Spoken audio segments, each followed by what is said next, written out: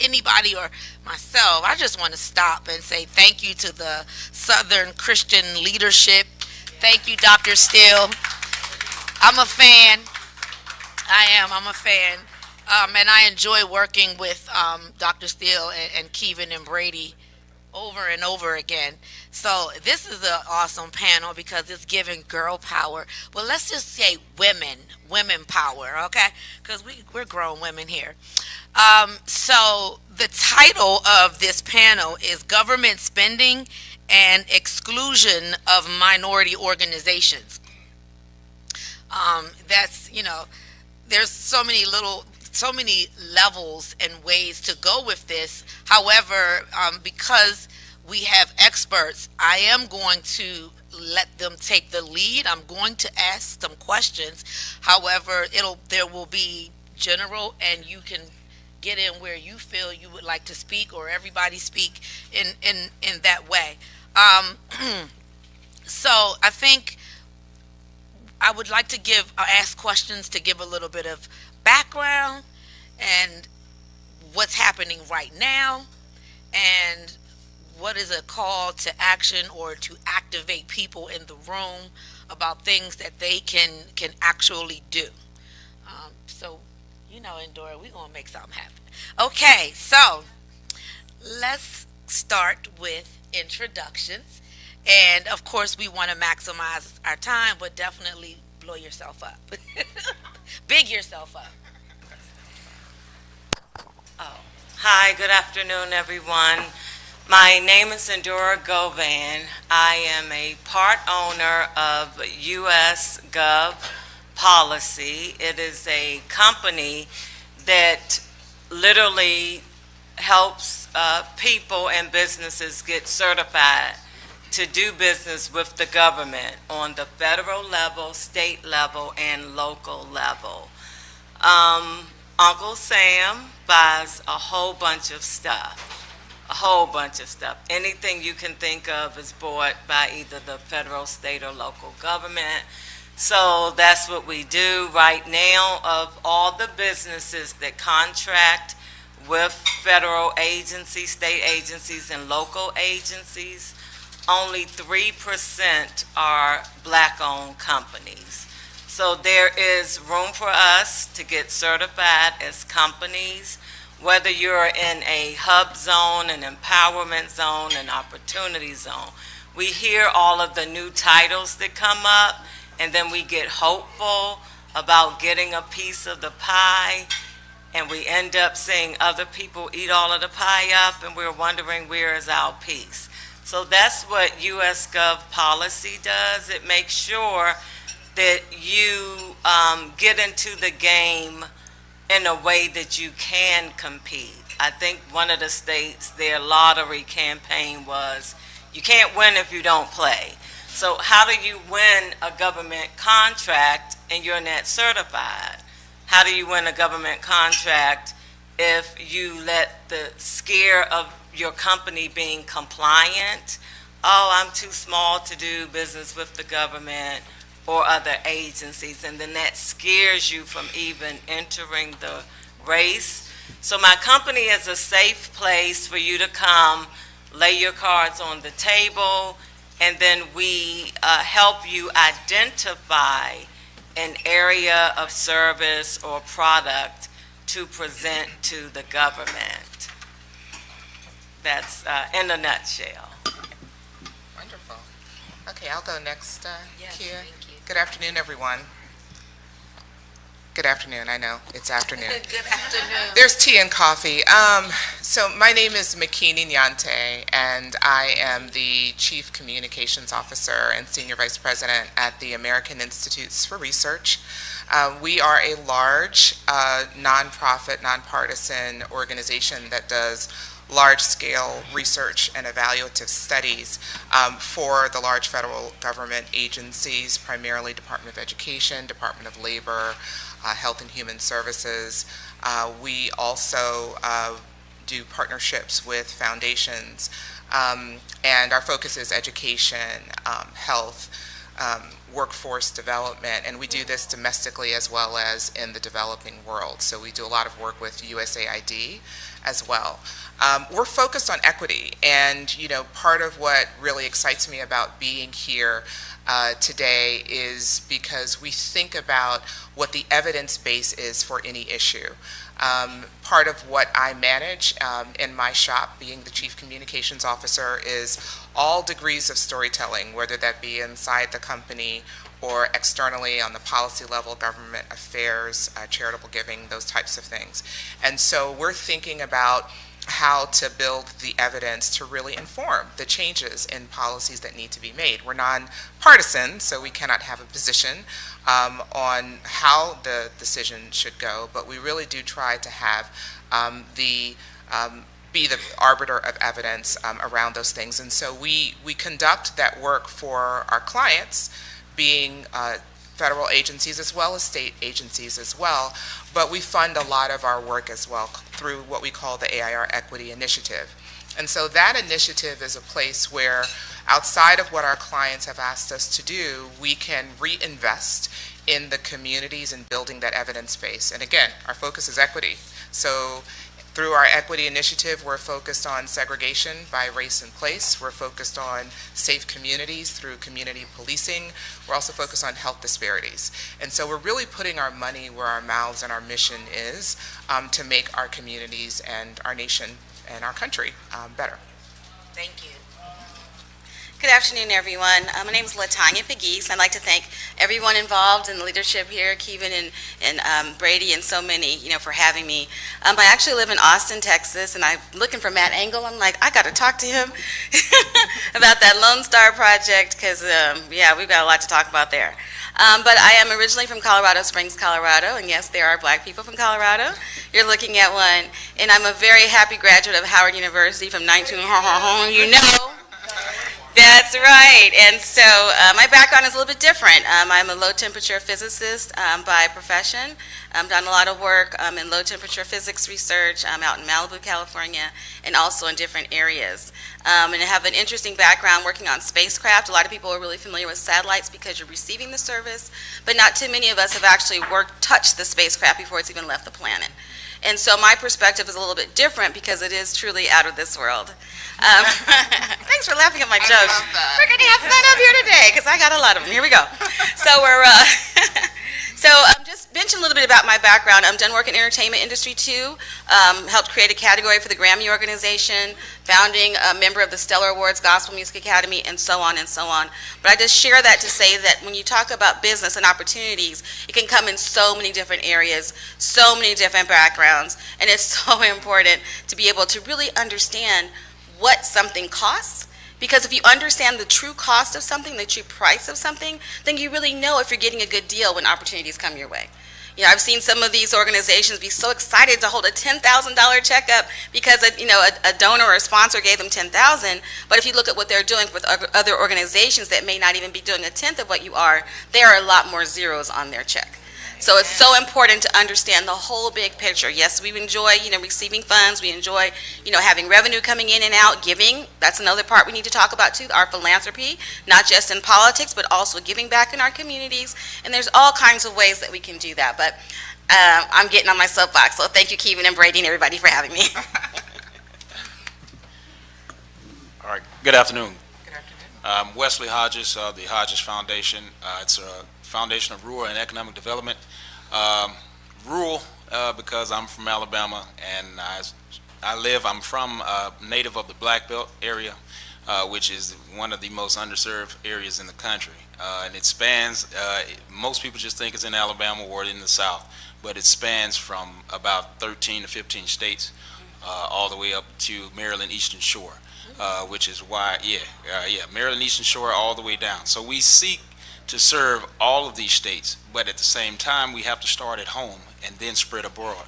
So we started in Alabama, and we have in Alabama 18 counties that are in the Black Belt. So we have not only 13 states to deal with, but just in the state of Alabama we have 18 counties that we have to deal with in the Black Belt. So our mission was one simple mission, was to improve the quality of life. And most people ask us, well, when you say improve the quality of life, what do you mean? And that means to just uplift us, period. And it's not black or white or Native American, whatever you want to call it yourself. This is everybody. In these underserved areas, all of us are experiencing the same problems. So it's not just tailored to black or white. So our goal was to get in first and foremost and develop the capacity, because most of the organizations in these areas of low-income rural areas don't have the personnel. They don't know how to, I guess, they don't even know how to solicit personnel in order to find the right people to connect with the resources like here. So our goal was to first develop the capacity, and it took us about 5 years to develop the capacity, and we, yeah, 5 years. So we have exercised everything and experienced everything, especially with COVID.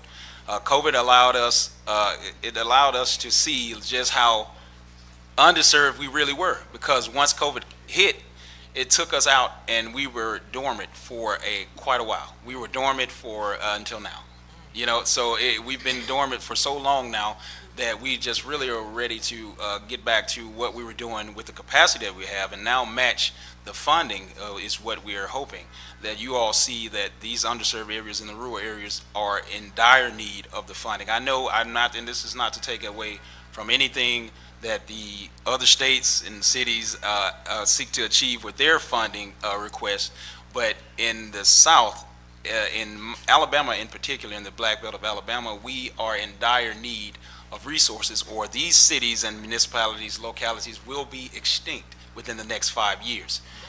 Yeah, because the median age around these areas is about, let's say, 59.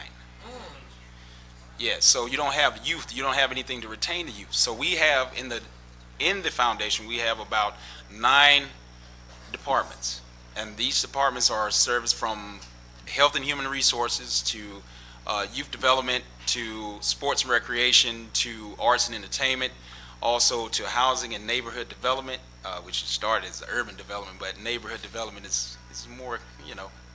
But yeah, we have all of these departments that we have, and each department has at least 1 chair and about 3 to 5 committee members. So the capacity is there.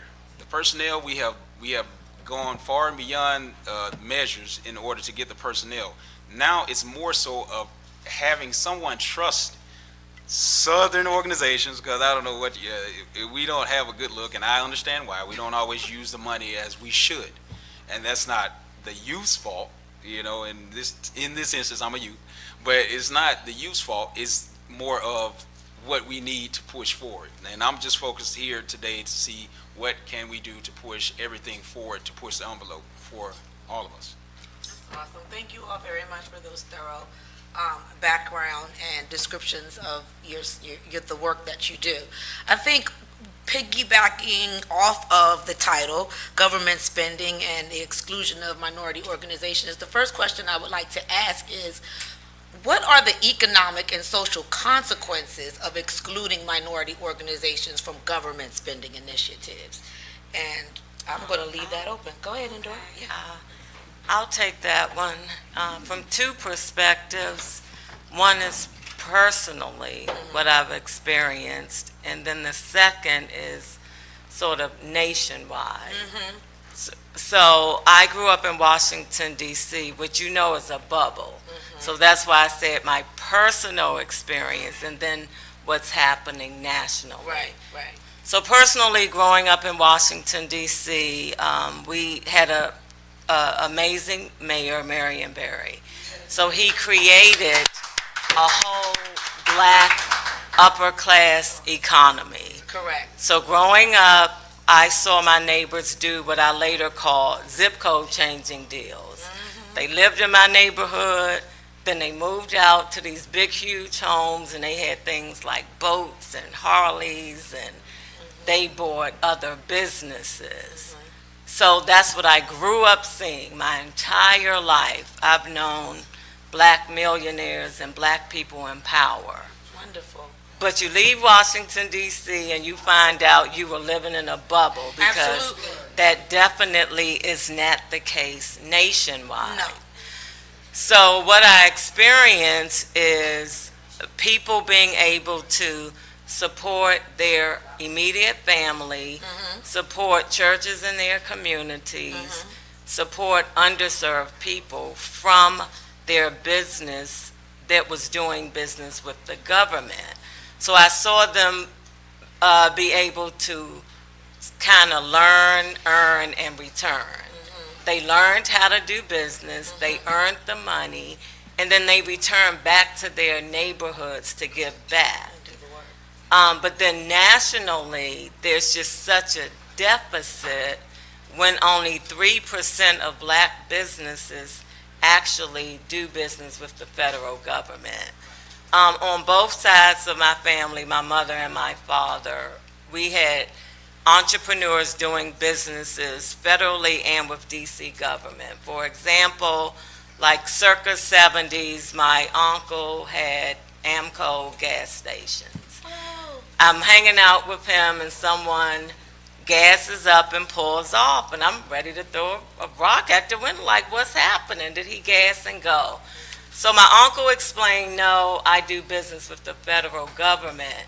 You didn't see him sign a ledger. We talking 70s, there was no email and all of that. He signed a ledger. My uncle, he filled up government vehicles. So anybody from DC, that gas station right by Heckinger Mall, my uncle owned that for decades. On my father's side, we had Govan Printing.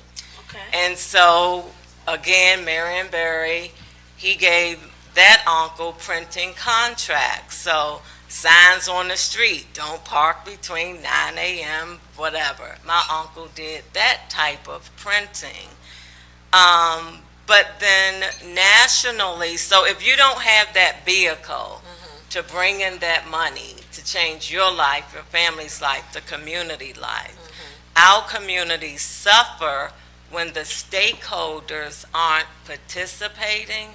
Now, whether it's by choice or by force, because 3% is a low number, just where we are, our percentage as black Americans, those numbers should be up. So one of the reasons I didn't start U.S. Gov policy, but I bought into the company. So one of my personal growth strategies, I don't want to always build a business. I mean, I'm a senior citizen now, so I don't have time to do that. Stop. But I can buy a part of a company, use my knowledge base to help grow that company. Correct. And then in turn, you're doing something to solve the problem, because you want to be a solutionist. Absolutely. So if it's only 3%, how do you get that percentage up? Well, you teach, you train, you coach, you mentor. So that's what our business does. There's an upcoming conference here in D.C., the largest government procurement fair in the nation. Happens every year here at the D.C. Convention Center every June. Every June. But you have to be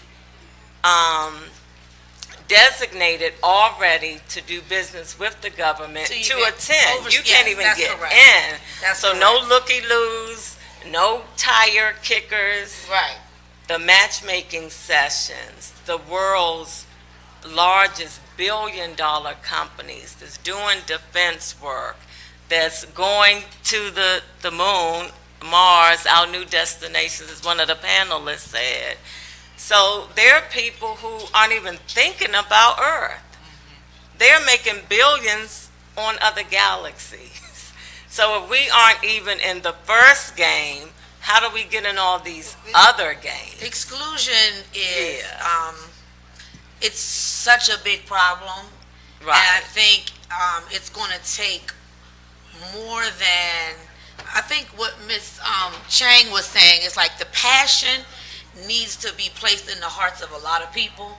I mean, the masses, not just a lot of people, to begin to push that, to do something, to be activated. Like, and I'm not on the panel, but I definitely feel, and not feel, I know the reason why the number is low is ignorance, lack of knowledge, lack of education, lack of resources to be able, like, not even aware, you know? And we'll get into that later because Kevin, I keep keeping. But we do at some point want to talk about hood and politics because that's the lack of information. You know. Anyway, moving forward, let's get into and thank you very much. Absolutely. Thank you. And so I think it's a little bit more, the DC bubble is lovely. I love it when I'm here because I'm just like, oh, I can rest. But I live in Texas, and it's a different perspective out there. You know, so when it comes to opportunities, yes, they are there, but a lot of times what they do with minority businesses is that we're just boxes that are checked because they already know who they're going to contract with. And that has happened more times to me personally than I even want to share publicly. And so there's also this backdoor system too, as far as we know who we have to work with, who we want to work with. And we've been working with them all of our lives because guess what? In Texas, you've got 4 and 5 and 6 generations of Texans. Yeah. And what was going on in the world 6 generations ago? That's right. Some people who look like me were owned by people who don't look like me. And unfortunately, you have a mindset, and the state is so large, you can be driving 10 hours and still be in the state of Texas. Yeah. And you know what you can go here on the East Coast, you go through 3 or 4 different states. Yes. And so a lot of those people are isolated, and they're not even thinking, so when I come in from, another state, I'm called an outsider. I'm like, excuse me, I'm an American citizen, you're calling me an outsider?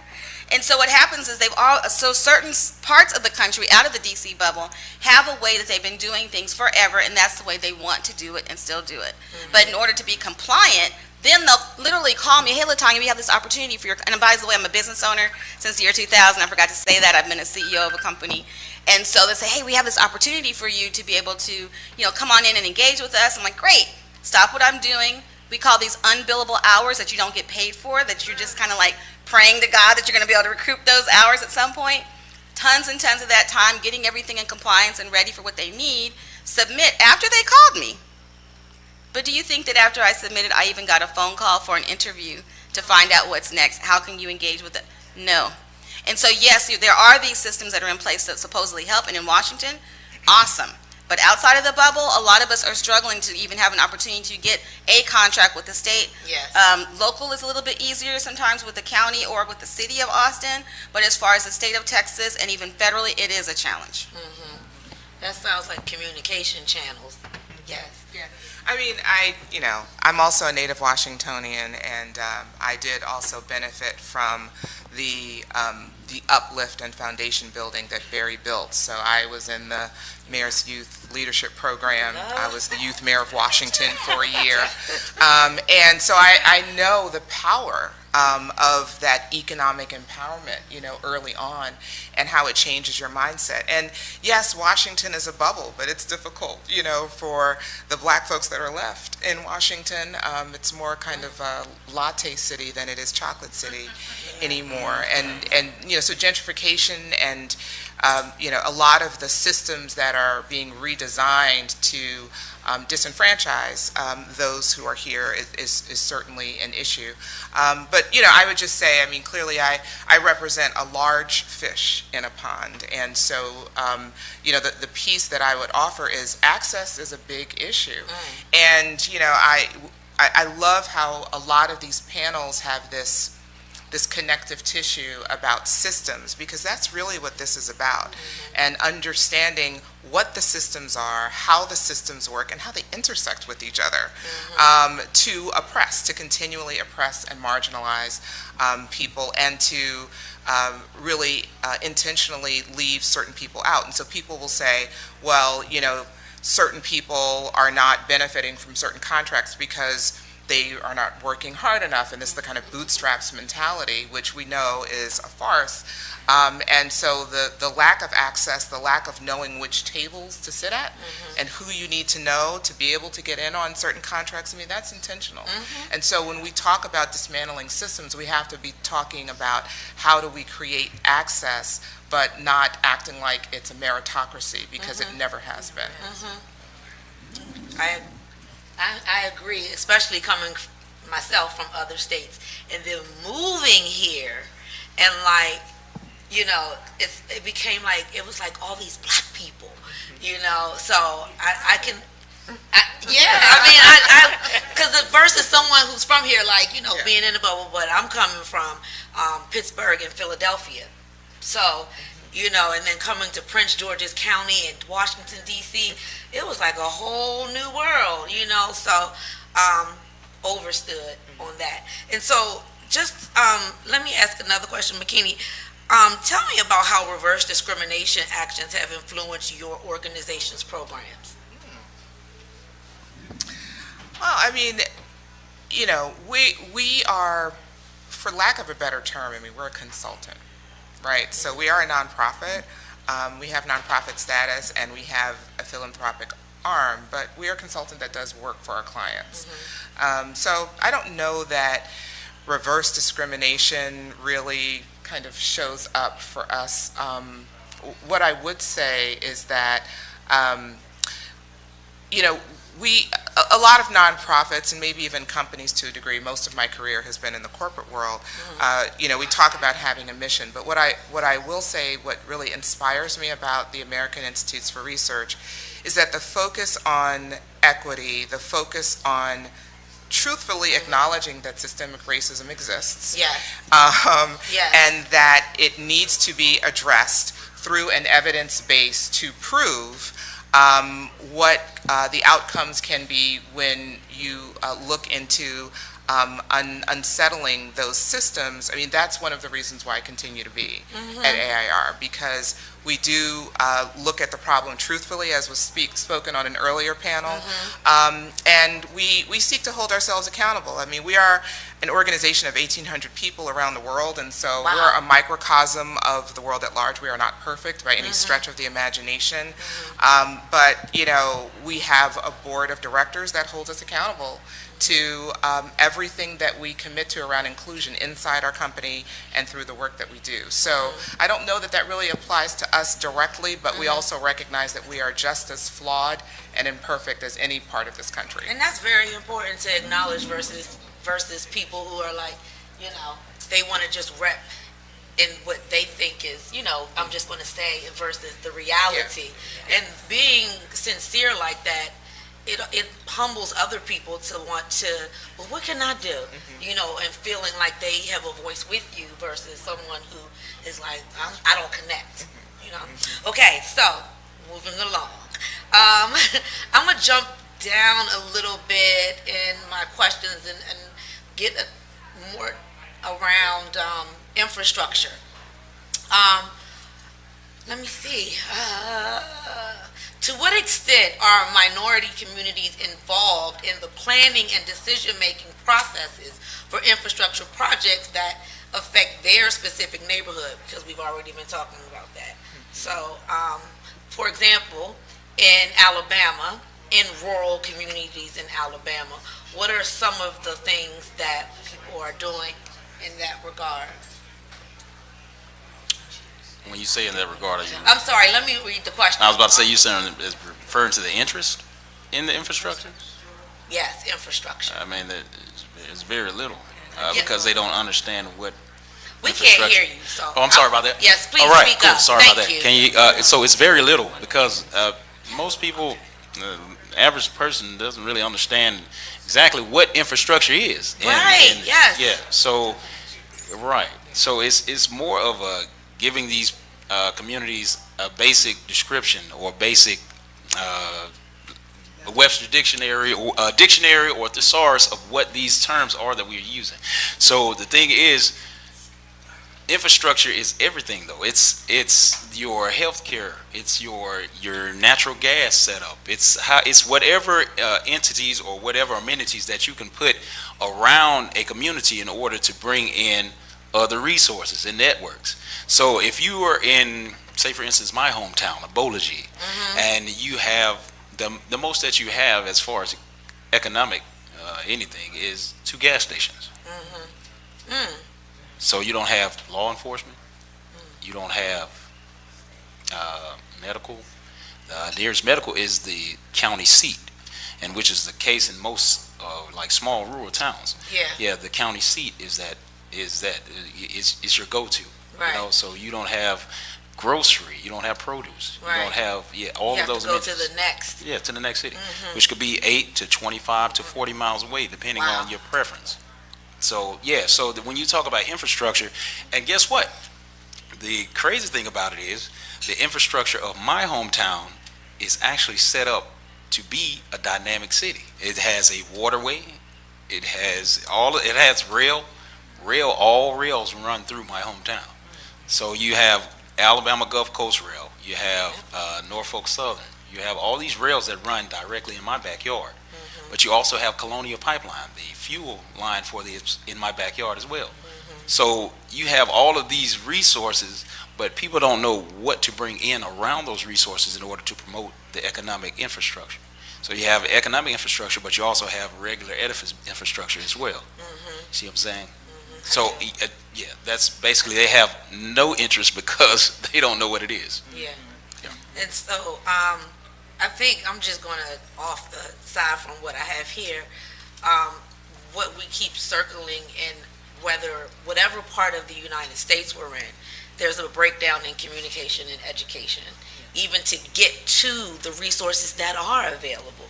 So at some point, we can further the conversation to look at how does that look without having to even use government money, and just doing it as a business owner, as a people, like just investing your time to see what that, not even what, just do it. Like how, let's get together, have a meeting, same way people plan anything else, you know what I mean? And then get the media in and go forward. But I want to ask a question changing. Have any of you received new market tax credit or opportunity funds? During the Opportunity Zone designation, one of the first things I did with a group of pastors is we and Joel, your friend, he participated. Oh, Joel, yes. Yes. I felt when the Opportunity Zone designation came, and you look at the communities that it was for. So the Opportunity Zone, you can invest, and there are tens of thousands of zip codes across the country that were zoned low income. You can invest in real estate, or you can seed businesses.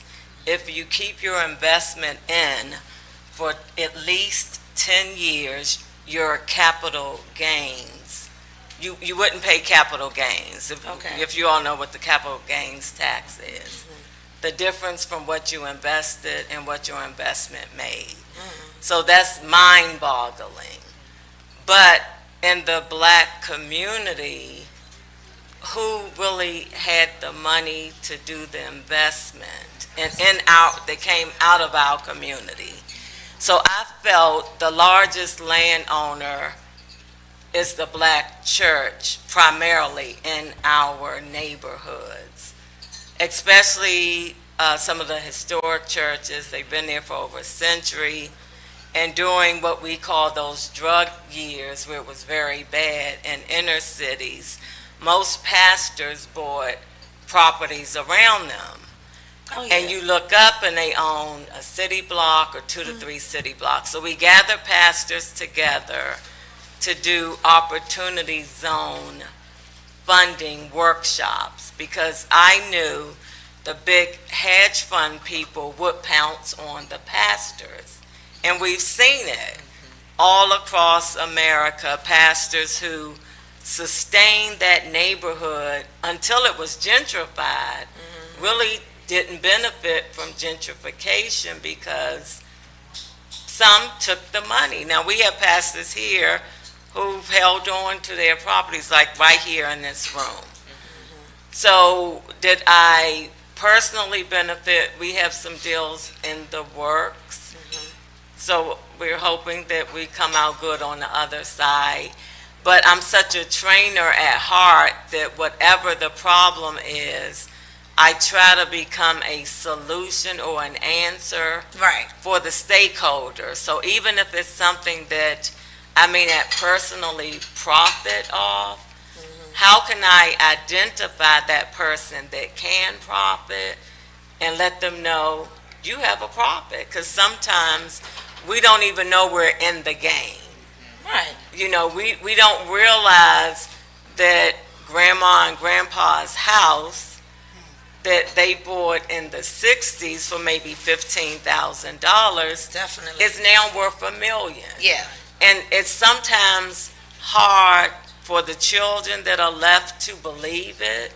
So when someone comes around, same story, different year, briefcase full of money, but right now, wire you some money. Right. I'll give you 300,000 right now, and you're saying, wow, I've never had 300,000. Well, you should be getting $1 million, like as is. You don't know. You know, but we don't know. Yeah, you don't know. So it goes back to how do we educate stakeholders? And I mean, education is the name of the game. Education, preparation, and participation. Yes. That's the name of the game. Okay, well, we have our time. We're going to make use of our last 12, 13 minutes of the conversation. And I want to hear, I guess I asked everybody about the new market tax credit and opportunity zones, but it seems to be a thread that all goes back to the education piece that we've been talking about. So moving forward, what are some actionable steps that the government and stakeholders can take to promote fairness and equity in infrastructure? We know what they've done wrong. We've talked about, the barriers and where we see that the ball is being dropped. But what are we going to do, or what do you think we can do to hold these government officials, congressional members, and other stakeholders accountable? Thank you. I would just say, don't forget the local opportunities. Don't forget the public comments. In most local governments, you have a 2 to 3 minute opportunity to share about anything that can be on the agenda or not on the agenda. So say, for example, what's happening with the MBD, well, that's federal, but something that's happening in your local community that you're not happy about, grab 10 or 15 of your best friends and just script something for everybody. Let them come up to the mic and give them that 2 to 3 minute section, even if they're just reading it verbatim. Fine. It's a matter of the public record. So even though we may not be able to come to some of these meetings because they are inconvenient, the parking is bad, it's at a time when you're probably working, you're spending time with your family, but if there's a group of people who can get together and just say, you know what, we're not happy with the way things are going, so we're going to go and at least make a public comment. And while we're making that public comment, maybe come a little bit earlier, have a meeting with your city council person, your commissioner, and share with them and let them know. It's like, hey, I'm a constituent too, and so you need to also talk to me. I may not be a large donor, but I'm one of your constituents. And then, yes, because sometimes, and God bless you, of course. But there are times when certain people who are giving more are also getting more attention. So, of course, we're here in Washington. It's a big federal place, of course. But don't forget the small piece as well, because as they say, all politics is local. Wesley, did you want to go next? Yeah. And then that's great. That is a great strategy to take. But from my perspective, it's really going to take a grassroots campaign. Like I'm saying, it's like the public comments thing. That's great. But in most of these areas, you have at the council meeting, the mayor meeting, you have just the council and the mayor. So it's falling on dead ears because they don't really want to, have to deal with it. So it's been pushed aside or tabled, as they say. But at the same time, a grassroots campaign, as in you find these resources and these personnel pieces that you need, and action, not words, but grab those pieces while they're there with you, and then bring them to you. Or now we have the luxury of having WhatsApp and Teams and all of this stuff, so we can bring this to the table in person, in the face of these city councilmen, the commissioners and aldermen and all of this, all of these personnel pieces that move it forward. But it takes the community first. So if you bring it to the community first in the church, as if most things happen in our areas, it happens in the church. So bring those grassroots organizations, as I did a long time ago, brought it within the church, and have the church members actually entertain these panels and sessions just like we are doing here today. And then they push it out into the community and actually take it to the community. But at the same time, you have to go a step forward and then go into the community with those same church people and do the same thing. It's only going to have to, it has to be a grassroots campaign in order for the pieces to work together, because nobody's going to relate to you if you're not, okay, technically, if you're in front of them in person. Nobody's going to relate to you if they can't see you.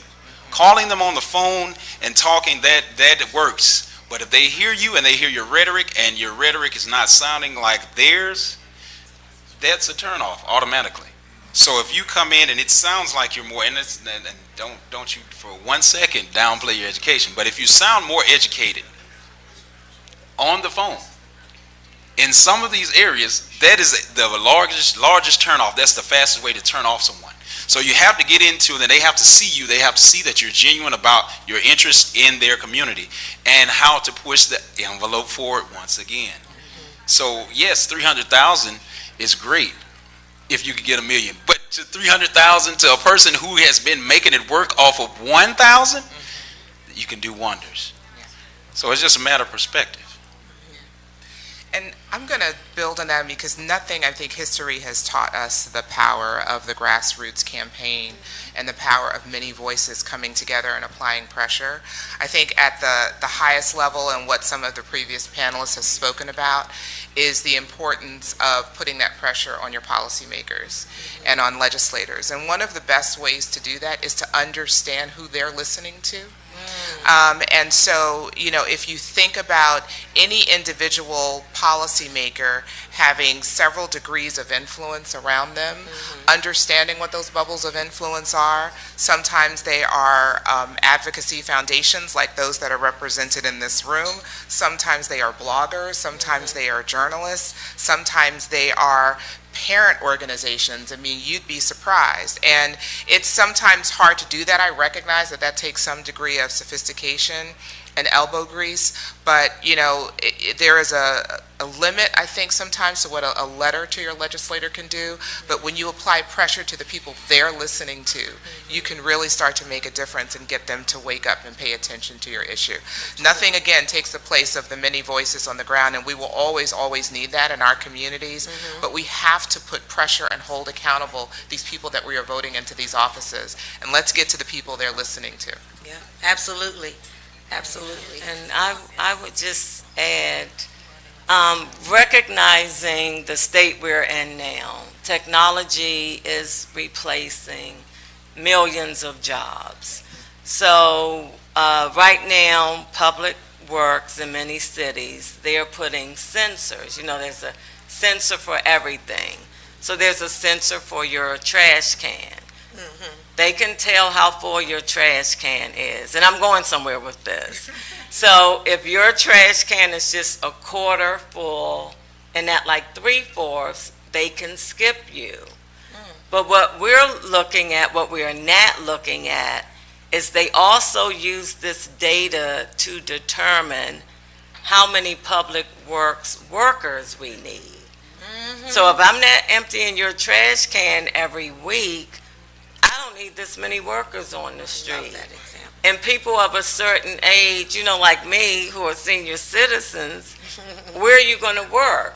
Once that job is replaced by AI, you're now looking at age discrimination. Absolutely. So we are in such a crisis that we don't even know we're in. We're recognizing the crisis that we're in because we've just always been there. But this technology that's replacing jobs, Texas has the first McDonald's that's fully operated by AI. One manager, and I normally go to the International Franchise Show. This year there were so many robot booths. I've never seen it. I'll make your hamburger. My child isn't going to get sick because I'm a robot. I don't have a child. And so there is a state of emergency for job training, for entrepreneurs to start. Because if you're fired at 50, you may not want to be retired. So what do you do now with this life? And when you talk about the government, if we're just trying to get through today, because I filled out some procurement opportunities in 2023 for 2026. So if we're still just trying to get through today, trying to get through next week, cities are operating in decades. Absolutely. Absolutely. And so that state of emergency needs to be rethinking how we're going to live life. Is it a new career? Is it starting a business? Is it going into politics to change from that side? But the crisis is so big and there's so many layers to this onion that every single person in this room is needed to do something. Because they'll be impacted by it. We need a Dr. Already. Steele who's not scared to say anything to anybody. We need a Dr. Edmonds in the room who's building affordable housing in DC. We need the local SCLC to take on local initiatives. We need a Kevin who can think of a policy for, I don't care, you say hot dogs, he gonna think of a policy for hot, I mean, that's how his brain works. But every single person is needed to just change us as a whole. And it's never a but, it's and. Because I'm every excited single about it. person is To necessary. work on that next, yes. So, Kevin wants, yes, May I? please. This is all you. Like, Wesley, you remember right down the street from you? I brought in the Mercedes-Benz rear tire plant. Yes, sir.